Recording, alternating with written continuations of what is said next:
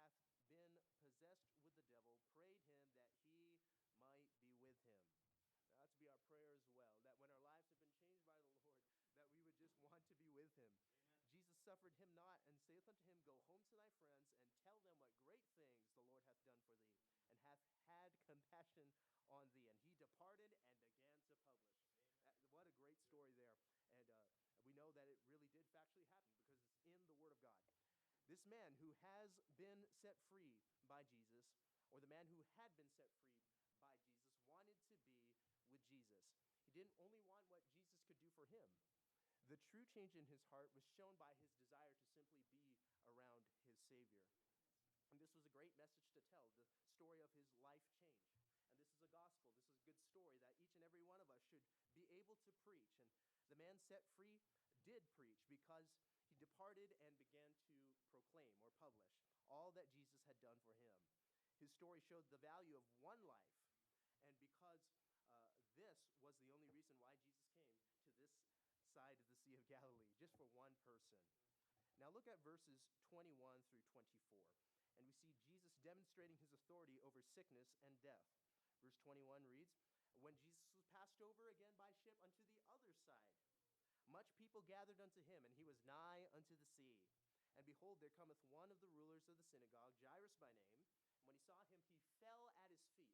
Would you imagine this very self-important looking gentleman and very obviously well-dressed of the synagogue, a very well-known, very prominent man falling at the feet of this street preacher?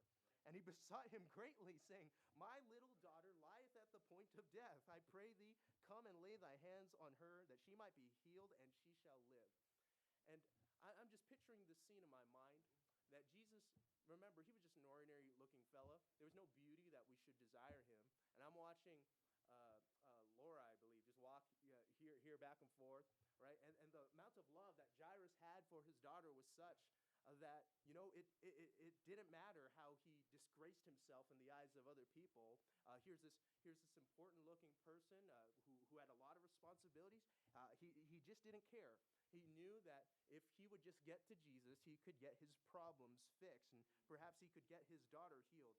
Verse 24, Jesus went with him, and much people followed him and thronged him. And so they're on their way to Jairus' house, and people are just right up against Jesus, trying to bother him and see what's up, and maybe he can get us some more food, maybe he can get us more shelter, maybe he can overthrow the Romans, maybe there's something that Jesus can do for us. And so they were all thronging Jesus, and they were all trying to get something out of him.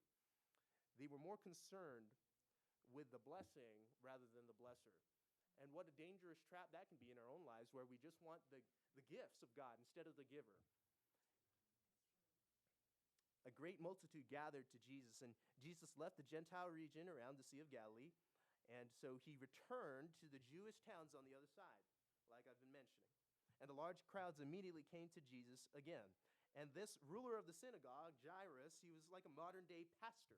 And so he came really to manage both the spiritual and the business affairs of the synagogue.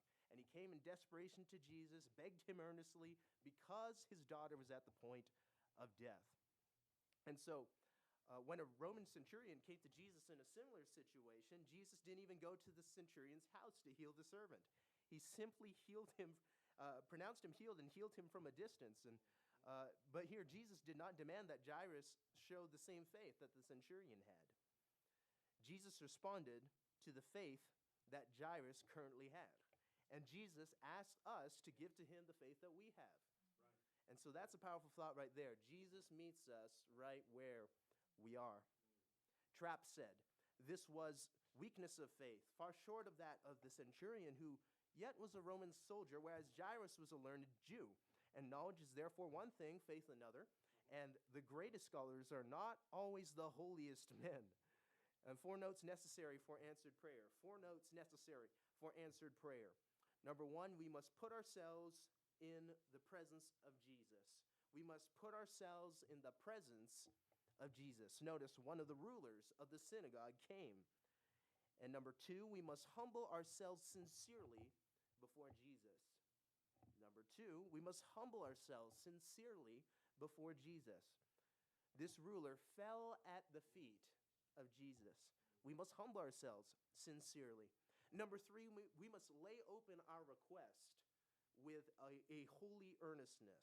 We must lay open our request with a holy earnestness. He begged him earnestly. He begged him repeatedly. He begged him honestly. We must lay open our request with a holy earnestness. And number four, we must have total confidence in the power and the goodness of Jesus Christ. If you will but just touch this daughter and lay your hand upon her, I believe that she would be healed and that she would live. And this is what Jairus was thinking in his mind. In verses 25 through 34, a woman is healed of a hemorrhage. And this woman was in a desperate condition. Her condition made her ceremonially and socially unclean, and this was a significant burden to live really through for 12 years. Look at verse 25. A certain woman which had an issue of blood 12 years. Can I ask you, what's your issue? What's your issue? You may be going through heartbreak. You may be going through struggle. You may not be able to even describe your problem in words. But I ask you today, what is your issue? This woman had an issue of blood. And that's, of course, in the Old English, it's not talking about like English, in modern day English of like problems and situations. But she had a significant problem. And she knew where to go to, just like Jairus did. And in a different way, as we'll find out later on. Verse 26, she had suffered many things of many doctors, many physicians. She spent all that she had. She spent all her money. She was nothing bettered, but rather grew worse.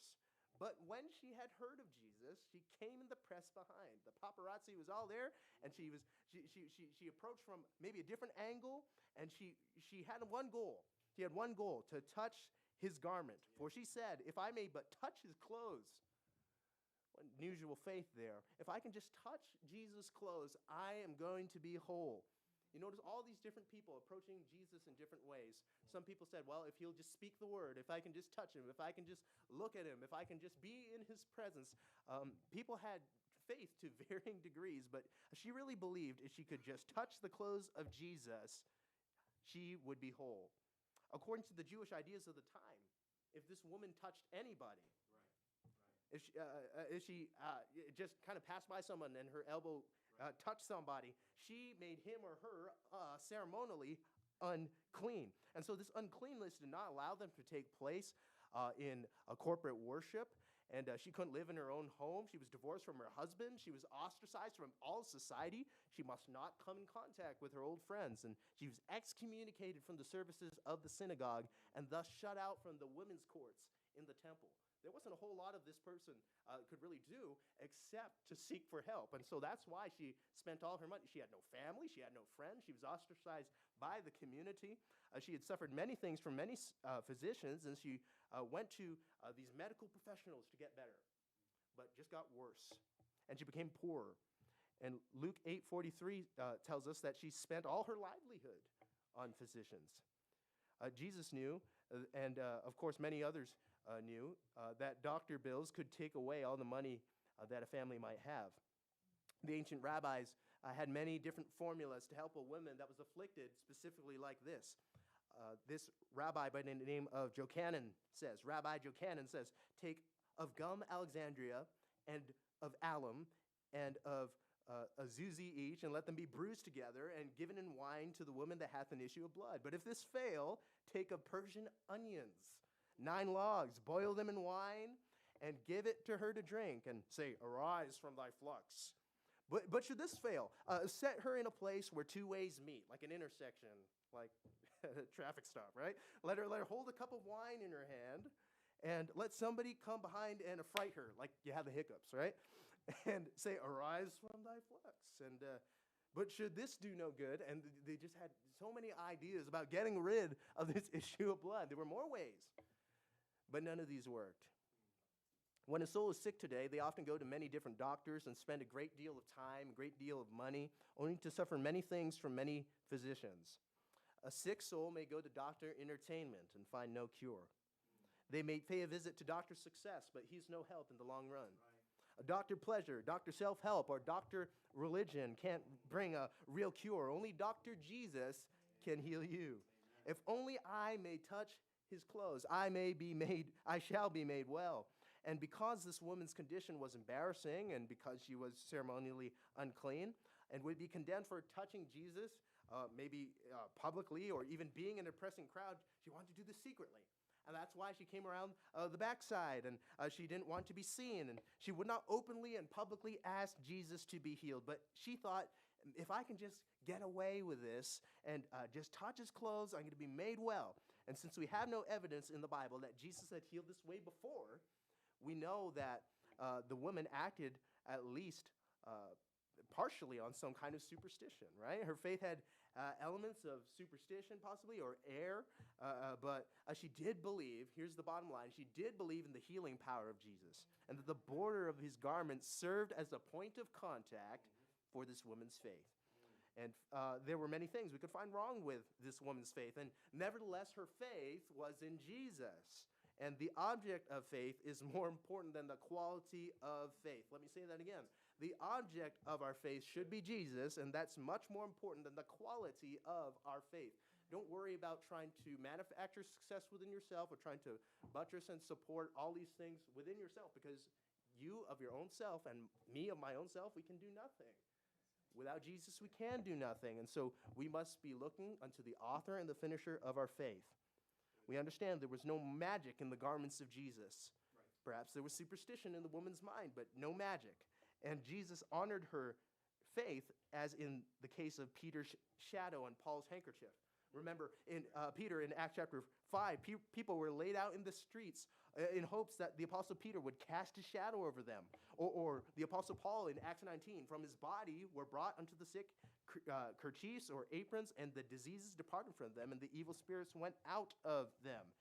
They believed they could be healed by getting to the source, even though their faith was a little spotty. And the object of faith is much more important than the quality of faith.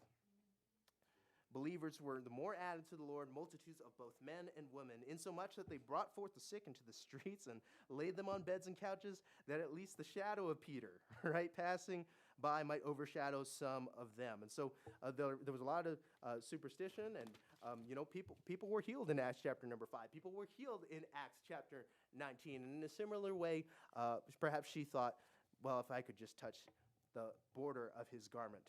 Matthew 9:20 says she touched the hem of his garment, or the border of the outer garment that all Jews wore. Every devout Jew wore an outer robe with 4 tassels on it, one on each corner. And these tassels were worn in obedience to the command in Numbers chapter 15, and they were to signify to others and to remind the man himself that the wearer was a member of the chosen people of God. According to the thinking of the day, when this unclean woman touched Jesus, it would make him unclean. But because of the nature of Jesus and the power of God, that wasn't how it worked, right? And so we know that the woman was made whole. And when we come to Jesus with our sin and we lay it upon Jesus, it doesn't make Jesus a sinner. It makes us clean. And so I'm thankful for that. Amen.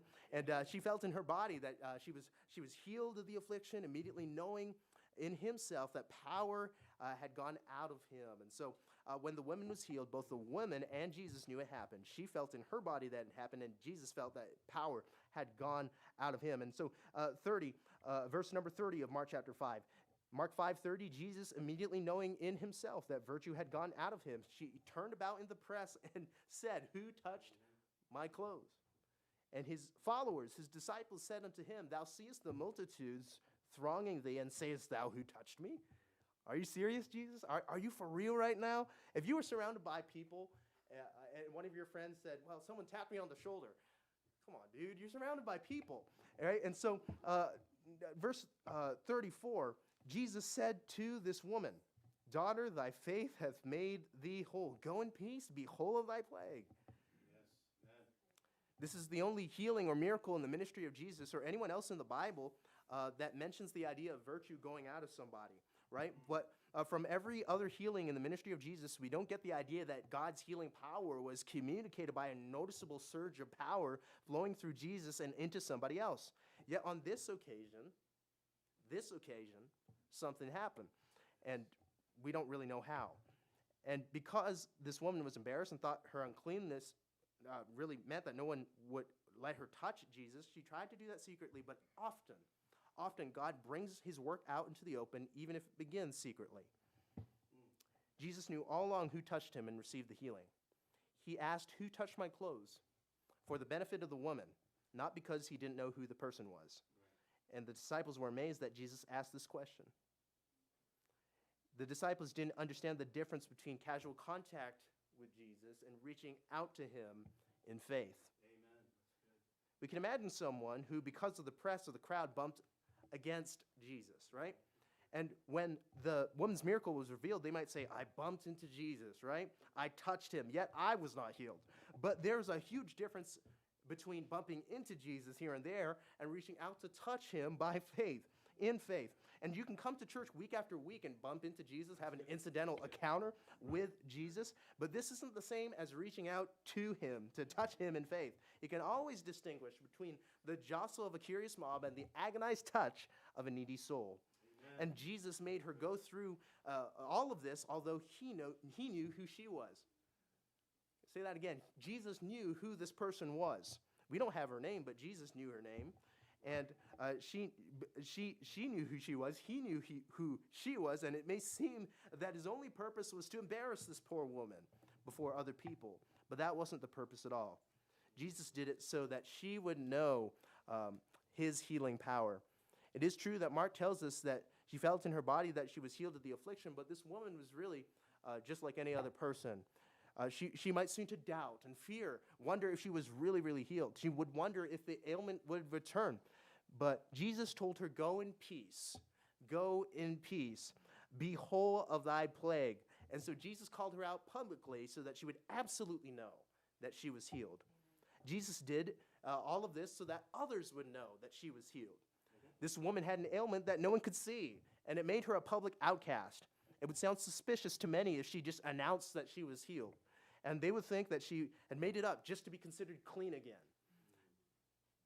And Jesus called her out so that others would absolutely know that she was healed. And Jesus also did it so that she would know why she was healed. When Jesus said, "Daughter, thy faith hath made thee whole, go in peace," it showed that the woman that it wasn't really touching the clothes of Jesus that really healed her. Instead, it was her faith in Jesus and what he could do for her. Amen. And Jesus did it so that Jairus could see this woman's faith and be encouraged. Jesus called her out to encourage someone else in faith, and Jesus did it because he wanted to bless her in a special way. He called her daughter. He called her daughter, and Jesus never called anybody else, any other person in the Bible by this name. And Jesus wanted her to come forth and hear this special name of tenderness. When Jesus calls us forward, it is because he has something special to give us. Morrison said it seemed cruel, but really, it was kind. It sent her home with loftier thoughts of him. She would never talk of the wonder of the tassel. She would always talk of really the wonder of the Lord. Permitted to walk away without confession, she would have said exultantly, I found a cure. And now the woman cried, instead, I found a friend. And Jesus may ask us to do things that may seem embarrassing today. He doesn't ask us to do them just because he wants to embarrass us. There's a higher purpose, even if we can't see it. But if avoiding embarrassment is the most important thing in our life, then pride is our God. We're more in love with ourselves and our self-image than we are in love with Jesus. And meanwhile, poor Jairus, he's watching all of this transpire, and she's rejoicing, she's happy, and so Jesus and the daughter, I guess they're just having a moment, but the throng is still there. His daughter's still over by Main Street, and they're trying to get there, and come on, Jesus, hurry up. Yeah, good for you, but I have my daughter over here. She's dying. And during all this, his daughter laid ill at home, her life slipping away. And it was torture to see Jesus take time out to minister to this woman. As a ruler of the synagogue, there was no doubt. There was a little bit of compassion in his heart. Like, well, praise God. Wonderful for her. But let's go. Let's get going, okay? My daughter is suffering. God is never slow. Hear me, please. God is never slow. God is always on time. God is never slow, but he often seems slow to the sufferer. And in verses 35 through 36, Jesus calls Jairus to an extreme faith with an extreme promise. Look at verse 35. while he yet spake, there came from the ruler of the synagogue's house certain which said, Thy daughter is dead. His heart probably sank. Why troublest thou the master any further? Don't even bother. As soon as Jesus heard the word that was spoken, he spoke, or rather he said unto the ruler of the synagogue, Be not afraid, only believe. Jairus must have thought, I knew this was taking too long. I knew Jesus shouldn't have wasted his time on this silly woman, and now the situation's beyond hope. Be not afraid, only believe. Jesus told Jairus to do two things. He said, first, stop being afraid. It almost sounds cool for Jesus to say this to a man who just lost his daughter, but Jesus knew that fear and faith don't go together. Right. And before Jairus could really trust Jesus, he had to put away fear. And second, Jesus told Jairus to only believe. Believe. Don't try to believe and be afraid at the same time. Don't try to believe and figure it all out. Don't try and believe and make sense of the delay. Instead, only believe. Just believe. And not believe willy-nilly, not believe the Polar Express, just believe Josh Groban, whatever. None of that garbage. I'm talking about, listen, man, don't try to believe and make sense of the delay. Just believe the word of God. Believe the word of Jesus. Everything else really told Jairus that the situation was hopeless, but the word of Jesus brought him hope. And verse 37 says, He suffered no man to follow him, save his inner circle, Peter, James, and John, the brother of James. Verse 38, he cometh to the synagogue of the ruler, the house of the ruler of the synagogue. He seeth the tumult and them that wept and wailed greatly. Were you listening earlier? Were you listening? How the ambiance changed and all these paid mourners, right. A bunch of theater. And they were paid to cry, like, oh boy, she had such a great life, 12 years, and they were a bunch of paid actors. When he was come in, he saith unto them, Why make ye this ado and weep? Guys, shut up. You're not even sad. The damsel is not dead, but sleepeth. Verse 40, they laughed him to scorn. Immediately their tune changes. Right. They weren't even concerned. They really didn't have compassion. They didn't have your hurt in my heart. And he put them all out. He's like, let's take these scorners, take them out of here. They don't need to be here. And he taketh the father and the mother of the damsel and them that were with him. Those that were with him, remember Peter, James, and John? And he entered in where the damsel was lying. Notice verse 41. He took the damsel by the hand, and he said to her, Talitha cumi, which is being interpreted, Damsel, I say unto thee, arise. And straightway the damsel arose. Jesus would have nothing to do with these people that did not believe his promises. He said, get out of here. And he drove them out so that they would not discourage the faith of Jairus. And so Jesus spoke to a dead girl as if she were alive. And he did this because he is God. Romans 4:17 says that God gives life to the dead and calls those things which do not exist as though they did. And Jesus spoke to this girl with the power of God, and she was raised from the dead. Jesus didn't fail Jairus, and he didn't fail the woman that needed healing. And in ministering to both, he needed to stretch the faith of Jairus very far. In all this, we see how the work of Jesus is different and yet the same among each individual. If Jesus can touch each need so personally, he can touch our needs in the same way. Jairus had 12 years of sunshine that were about to be extinguished. The woman had 12 years of agony that seemed hopeless to heal. Jairus was an important man, the ruler of the synagogue. This woman was a nobody. We don't even know her name. Jairus was probably wealthy because he was an important man. This woman with the issue of blood was poor because she spent all her money on doctors. Jairus came publicly. This woman showed up secretly. Jairus thought Jesus had to do a lot to heal his daughter. And this woman, all she thought she needed to do was to just touch the border of his garment. Jesus responded to the woman immediately, and Jesus responded to Jairus, but only after a delay. Jairus' daughter was healed secretly, and the woman who had approached Jesus secretly was healed publicly. Thy faith hath made thee whole. Go in peace and be whole of thy plague.